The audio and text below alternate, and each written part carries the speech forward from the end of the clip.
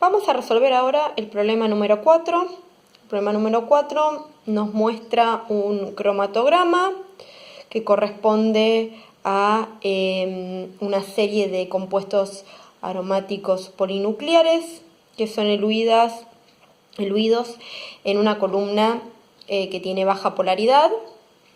Nos dan las dimensiones de la columna y nos explican en qué condiciones de temperatura se hizo el análisis, o sea, cómo funcionó el horno y cuál fue el gas carrier y el flujo y la velocidad lineal del gas carrier.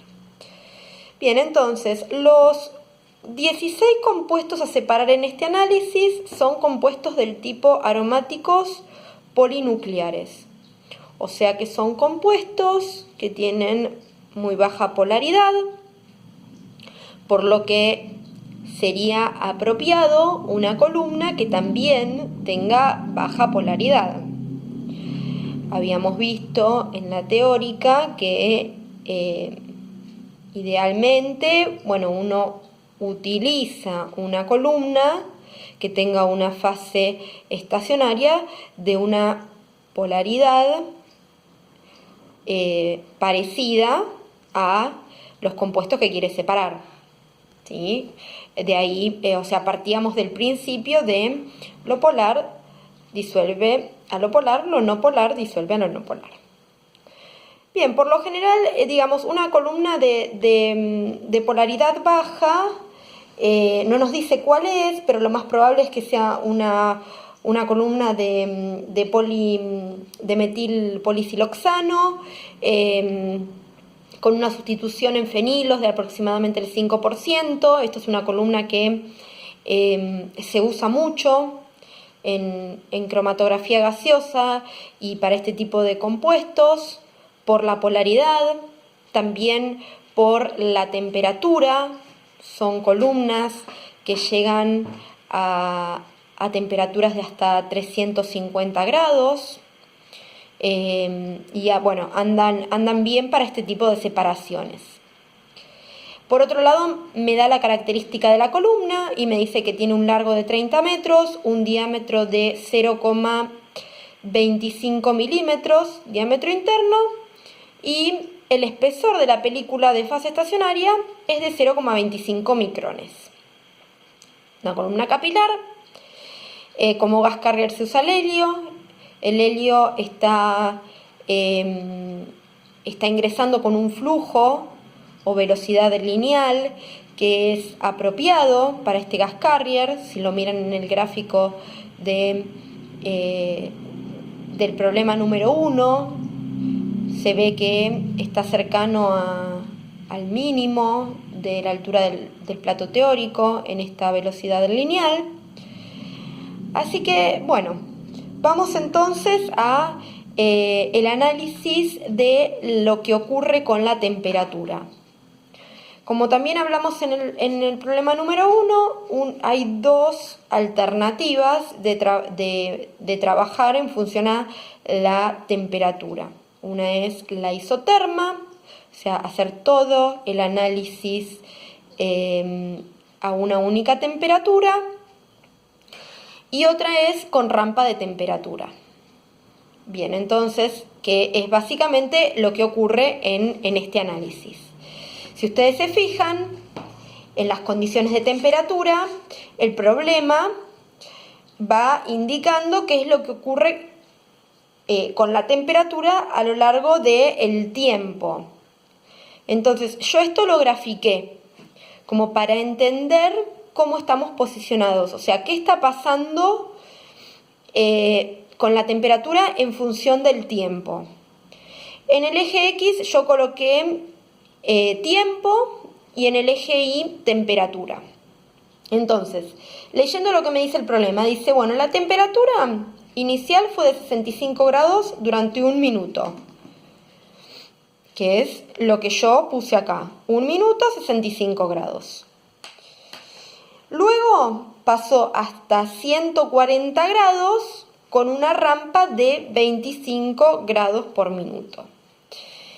Bien, entonces, Ese 25 grados por minuto es la pendiente de esta recta que yo grafiqué acá. ¿Y qué me está diciendo? Me dice, bueno, la temperatura va a aumentar, cada minuto va a aumentar 25 grados. Entonces, si nosotros tenemos que pasar de 65 a 140, que es, digamos, como está planteado el problema, el incremento en la temperatura son 75 grados. Planteando la proporcionalidad, si 25 grados se incrementan en un minuto, 75 grados se van a incrementar en 3 minutos. Entonces, sabiendo que parto de 65 y tengo que llegar a 140 y que el tiempo que me va a tomar eso son 3 minutos, entonces a los 4 minutos de corrida yo voy a estar a 140 grados. El problema plantea que 0 minutos está constante a esa temperatura, o sea que termina esa rampa y comienza otra con otra pendiente. Dice que la temperatura se incrementa hasta 240 grados con una rampa de temperatura de 10 grados por minuto. Entonces ese incremento de 140 a 240 son 100 grados. Con una rampa de 10 grados por minuto, entonces ese incremento va a tomar 10 minutos. Eso significa que al minuto 14 yo voy a estar en los 240 grados. También 0 minuto constante a esa temperatura, termina esa rampa y comienza otra rampa menos empinada, o sea, es más gradual. 5 grados por minuto, yo estoy a los 14 minutos en 240 y tengo que llegar hasta 300, que es lo que plantea el problema. Entonces, esa rampa de 240 a 300 a 5 grados por minuto va a tomar 12 minutos. Quiere decir que a los 26 minutos terminaría esa rampa. Bien, entonces yo ahora, o sea, todo esto fue a lo largo del análisis cromatográfico. Entonces yo podría superponer este gráfico con el cromatograma y eso me serviría para tener la información de qué es lo que está pasando con la temperatura en el cromatograma. O sea, cómo están eluyendo los picos en función a lo que es la temperatura. Entonces, si hacemos un poquito esa evaluación, si se fijan, vemos que hasta los 4 minutos la rampa es bastante empinada, o sea, el incremento de la temperatura se da rápido, ¿sí? Y eso coincide con ¿qué? Con que en realidad lo que queremos es que el tiempo que tarda en empezar a salir, en empezar a eluir los compuestos, disminuya. Entonces incrementamos rápido la temperatura. Fíjense que a los 4 minutos, que es donde termina la rampa de 25 grados por minuto, todavía no comienza ni a eluir el primer compuesto. Casi a los 5 minutos, 4 y algo, es que eluye el primer pico. Entonces esta rampa, eso de acelerar rápido, el aumento, de hacer rápido el aumento de esa temperatura, me sirve para que, digamos, haya un menor tiempo en el cual no salga ningún compuesto. Eso es un tiempo perdido, entre comillas. Luego, las otras 2 rampas las hacemos de manera más gradual, ¿sí? Y hacerlo de manera más gradual me va muchas veces a optimizar la separación de los picos, porque si yo incremento la temperatura muy rápido, quizá no doy tiempo entre compuestos que tengan estructuras muy similares, no doy tiempo a que interaccionen con la fase estacionaria y terminan coeluyendo. Y fíjense que tenemos algunas situaciones un poco críticas en este cromatograma. Situación de los picos 5 y 6, 9 y 10, 11 y 12, 14 y 15. De hecho, quizá hasta para mejorar un poco habría que hacer aún más gradual el aumento de la temperatura, o en algunos tramos quizás hasta es conveniente hacer alguna isoterma. Bien, vayamos entonces a qué es lo que estamos separando. Lo que estamos separando son las estructuras, las escribí acá, algunas de ellas. Voy a abrir el cuaderno.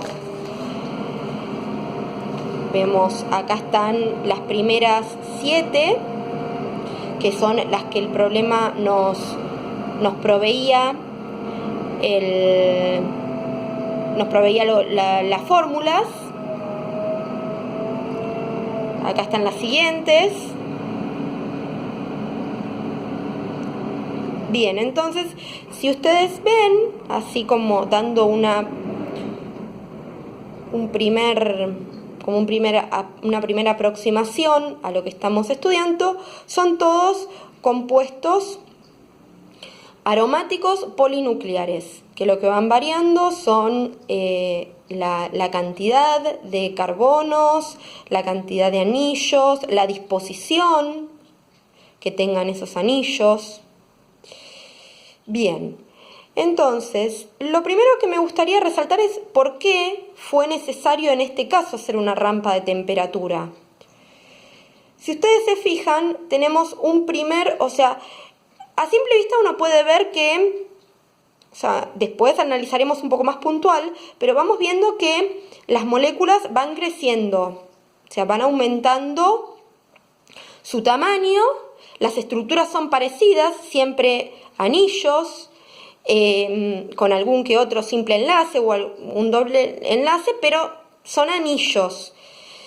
Entonces, a medida que vayan incrementando su tamaño, es lógico pensar que irá aumentando su temperatura de ebullición, ¿no? Por una cuestión de que van a aumentar las fuerzas de dispersión entre estas moléculas, entonces va a incrementar su temperatura de ebullición. Si voy desde el primero, que es el naftaleno, que tiene una estructura con 10 carbonos, su punto de ebullición, su temperatura de ebullición es de 218 grados. Si me traslado al último, que es el benzoperileno, fíjense que este ya tiene 22 carbonos y la temperatura de ebullición de este compuesto es 550 grados. En el medio paso por un montón de valores, pero voy desde el menor hasta el mayor. Hay más de 300 grados de diferencia de temperatura en los puntos de ebullición. Imagínense que hacer una isoterma en esta condición no tendría sentido. ¿Por qué? Si hago una isoterma a temperaturas promedio de los compuestos más volátiles, voy a tardar una eternidad en que eluyan los más pesados. No me sirve, van a salir picos anchos y a tiempos altos, tiempos de retención muy altos. No es una corrida eficiente. Si digo, bueno, hago una isoterma a un promedio de las temperaturas de ebullición de los compuestos más pesados, los menos volátiles, entonces voy a tener un problema al principio, ¿no? Porque esos compuestos, los primeros compuestos, no van a tener prácticamente interacción con la fase estacionaria, entonces van a salir rápido todos juntos, no voy a tener una buena separación. Entonces, en este tipo de casos no queda otra alternativa que hacer una rampa de temperatura. Bien, lo que estamos teniendo acá son compuestos poco polares interaccionando con una fase estacionaria que también es poco polar. Entonces, la interacción que hay entre fase estacionaria y analito, en todos los casos son fuerzas de dispersión. No hay otro tipo de interacciones acá que estén involucradas. Entonces, en una separación cromatográfica, lo que cuenta es, lo que me va a básicamente permitir la separación son las interacciones que haya entre el analito y la fase estacionaria.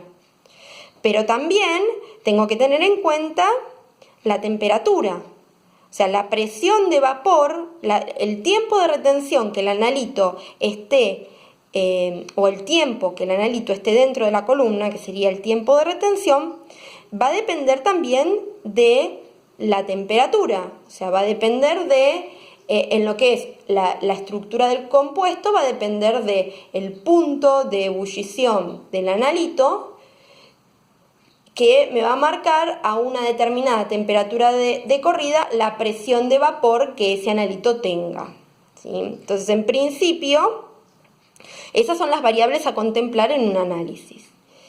Nos pide que justifiquemos el orden de elusión en el punto 1 entre los compuestos del 1 al 7. Entonces, si miramos, estamos acá ubicados, 1, 2, 3, 4, 5, 6 y 7. En principio, ahora voy a ir a los puntos, a los compuestos 2 y 3, pero lo que se observa en líneas generales es que de 1 a 7 aumentan los puntos de ebullición de los compuestos, ¿sí? Entonces, el orden de elusión, en este caso, está dado por el punto de ebullición que tengan los compuestos. A mayor punto de ebullición, mayor tiempo de retención.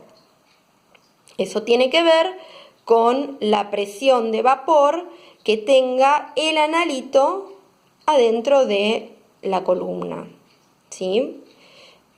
Bien, entonces, por un lado observamos esa tendencia, pero ¿qué pasa acá? Tenemos dos compuestos, 2 y 3. El 2 tiene una temperatura de ebullición de 280 y el 3 de 279. Temperaturas muy parecidas, temperaturas de ebullición muy parecidas. Entonces, en principio yo esperaría, esperaríamos que el de 280 salga después, o coeluyan. Sin embargo, vemos que 2 y 3 están separados. 2 sale unos segundos antes que 3. Y de hecho, la resolución entre 2 y 3 es aceptable. Entonces, ¿qué es lo que está ocurriendo acá? Hay diferencias, si ustedes se fijan, en la estructura. El compuesto 3 tiene un simple enlace en el lugar donde el 2 tiene un doble enlace, lo que lo hace un poco menos rígido. Entonces, es altamente probable que 3 tenga una mejor interacción con la fase estacionaria, lo que incremente su tiempo de retención, ¿no? Acá hablando de los tiempos de 2 y de 3. Pero en líneas generales uno puede pensar que en el caso de tener compuestos que tengan estructuras parecidas, en este caso son todos anillos aromáticos, eluyendo en una fase estacionaria muy poco polar, los compuestos eluyen por lo general, o sea, el tiempo de retención se incrementa con el punto de ebullición del compuesto, o sea, tiene que ver con la volatilidad. Bien, nos pide que busquemos las estructuras y justifiquemos el orden de elusión de 8 a 16. Se sigue la misma tendencia que la que se observó de 1 a 7. Básicamente pasa lo mismo en prácticamente todos los compuestos. Bien, y nos pregunta por qué la resolución entre los picos 5 y 6 es tan baja. Entonces ahí vamos a estudiar qué es lo que pasa, quién es 5 y quién es 6. Y vemos que son dos isómeros, que los anillos están posicionados distintos, la estructura es bastante parecida y los puntos de ebullición, las temperaturas son bastante similares también. Hay 4 grados de diferencia. Entonces, ¿qué es lo que ocurre aquí? En principio, la interacción de ambos compuestos con la columna es bastante similar y los puntos de ebullición también son muy similares. Entonces, digamos que con esta columna, en esta condición, no estarían separándose eficientemente o con una buena resolución esos dos compuestos que tenemos ahí. ¿Sí? Bien, y la razón es, digamos, que son muy parecidos estructuralmente y que tienen puntos de ebullición muy parecidos. Probablemente algo que uno podría probar es, si ustedes se fijan, en ese tiempo estamos en rampa de 10 grados por minuto. Entonces, quizá se podría llegar a probar si haciendo una rampa más suave o una isoterma favorecemos un poco más la separación de estos dos compuestos. Bien.